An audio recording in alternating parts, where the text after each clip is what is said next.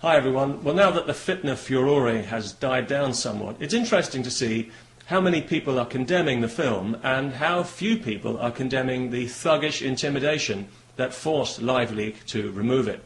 What happened to all those people who keep telling us, I don't agree with what you say, but I'll defend your right to say it? Where have they all gone? Maybe they're on vacation.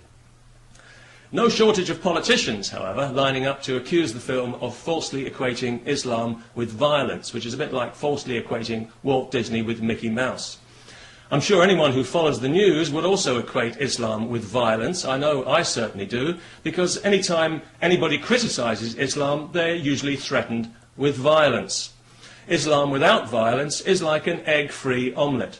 The religion is predicated on violence and the threat of violence. It's a religion of peace in the same way that North Korea is a People's Democratic Republic. But we're not allowed to say that, because if we do, we'll be threatened with violence. When the film was actually removed under threat of violence, some Muslims actually had the nerve to congratulate LiveLeak for promoting tolerance on the internet. I tell you, whenever I think about this stuff now, I feel like I'm in a hall of mirrors, don't you? To be fair, Dutch Muslims do deserve some praise because they could have reacted violently and probably got away with it. We all know that. So all credit to them for not exploiting the situation.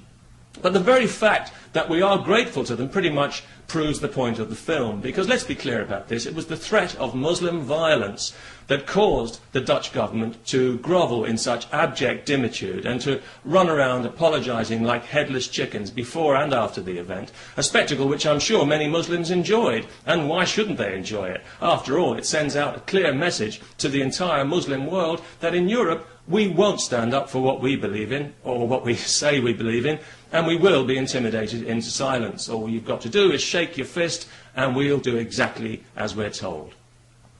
So Islam in Europe now enjoys the best of all possible worlds. It's a religion when it wants to be, it's a culture when it wants to be, and it's a race when it wants to be. It gets full rights on all three counts, demanding and getting respect wherever it goes, while giving absolutely none. Hence, we were treated recently to the spectacle of the Swiss foreign minister degrading herself and her country by putting on a headscarf before she was allowed to meet the homicidal leadership of Iran, in a cheap betrayal of all the brave women who've been murdered by these violent criminals in the name of Islam. The Iranian government were among the first to criticise the film too, taking time out from executing children, again in the name of Islam, to denounce it roundly. But I'm sure most people realise that this fake outrage is in no way genuine. It's all part of a cynical campaign of intimidation by the Islamic world to force unwanted Islamic values into Western society. And that's why in every free country there is now aggressive Islamist pressure groups, usually funded by the Saudis, who claim to speak for all Muslims, but who actually speak only for a small band of fanatical bigots like themselves, and who are very quick to insult our culture and our values as degenerate and immoral, while being themselves ultra-sensitive to any perceived criticism, portraying themselves as victims, as oppressed, rather than the oppressors they are, knowing that if you repeat the lie often enough, people will start to believe it. Mr. Goebbels taught us that little nugget of wisdom, and the would-be authors of the next Holocaust have learned the lesson well. Now, luckily for me, I don't get insulted easily on a personal level, not even at being called a racist cuffer, as some idiot called me recently. But when somebody attacks my culture, well, that's a little different, because that's an assault on my values. It diminishes my sense of self-worth. I believe it violates my human rights, and I think it should be prosecuted as a hate crime. It's irrational, it's paranoid, and really, I think there's only one word to describe it, and that is civilization phobia. This is a word I like to use as a kind of umbrella word for a host of different phobias that manifest themselves in Islam, including eleutherophobia, fear of freedom, epistemophobia, fear of knowledge, prosophobia, fear of progress, peccatophobia, fear of sinning or imaginary crimes, categolephobia, fear of being ridiculed, xenophobia, fear of new things and ideas, cherophobia, fear of gaiety, big fear of gaiety, and the biggest fear of all, of course, gynophobia, fear of women. Islam is terrified of women.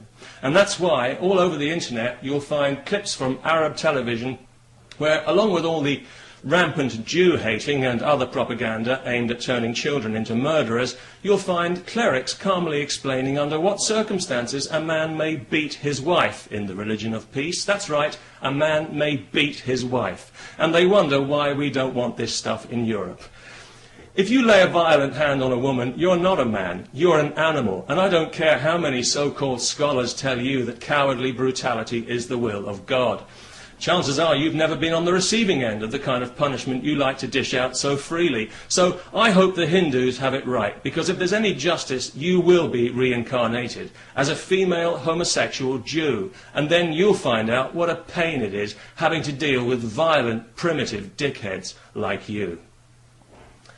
You know, when I was growing up, I never thought I would be ashamed to live in the 21st century. I thought it was going to be a new golden age, the space age, an age of knowledge and discovery. We'd have shaken off the shackles of superstition by now, surely. We'd had the technology to reach for the stars, maybe even create paradise right here on Earth. I remember looking forward to it.